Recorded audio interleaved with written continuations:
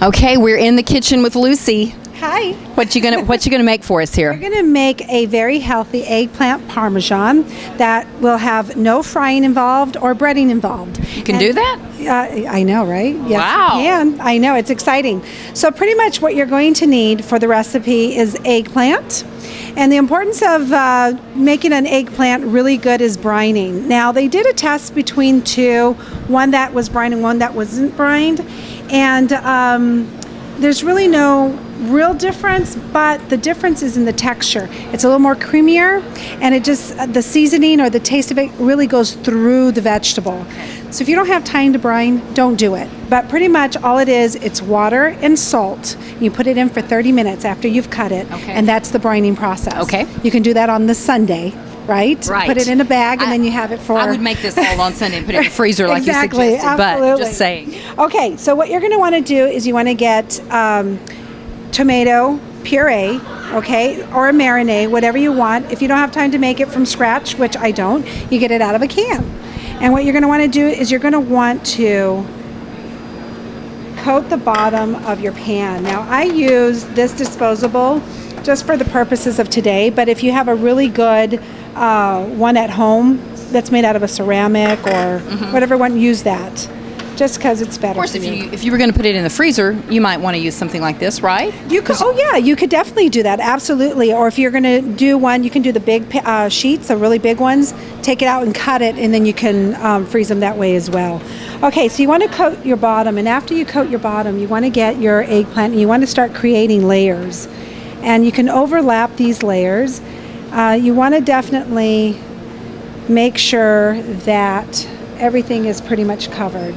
Now, I'm thinking that since you've not breaded this and fried it, the eggplant flavor is going to come through a whole lot more. Is that true? It is absolutely true.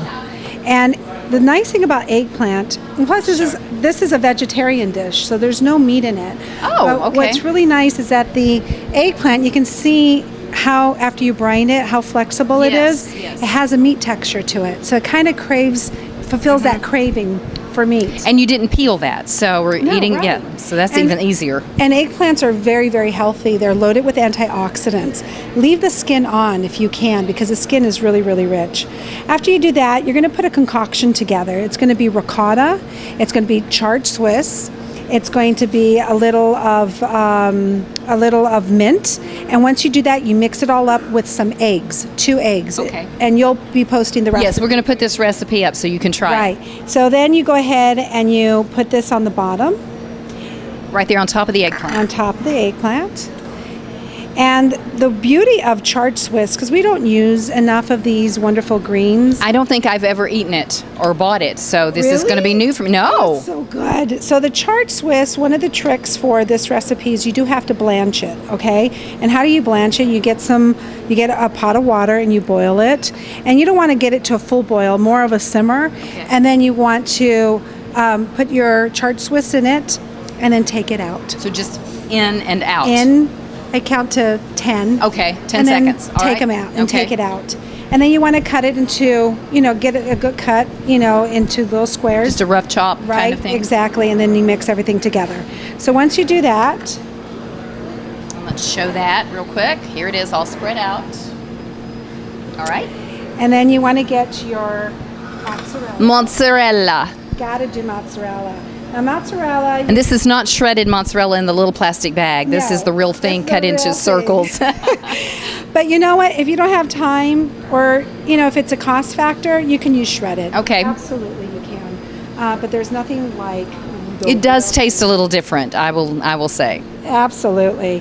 And then once you do that, you're going to start the process all over again. Okay, so we're going to layer it. All right. Layer it. So once you do that, and we're not going to go through all the steps all over again. Sure. What you're going to want to do is you want to make sure that with every layer that you actually put pressure on it. Press it down. Okay. Press it down with every layer, because what you're going to want is you're going to want that stack to be nice and firm. Okay. So when it comes out of that oven, it's going to be tight and held together. Okay, so we're going to do the tomato sauce, the eggplant, the charred and the mozzarella. And then this is what is this, feta? Fresh Parmesan. Parmesan. And that's what you're going to finish it off with. All right. A little bit of that, and of course a little bit of mint. And the taste profile is so amazing with mint. And just smell that. Isn't that really good? And it's a great combination. Wow, I can't wait to try this. Yes. Did you want to see the final product? I do. This is the finished product, the finished eggplant parmesan.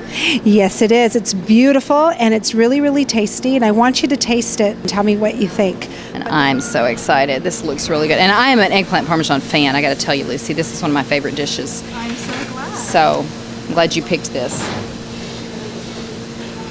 Oh my gosh, that is so good. It is, huh? Yes, it is. Oh my. Okay.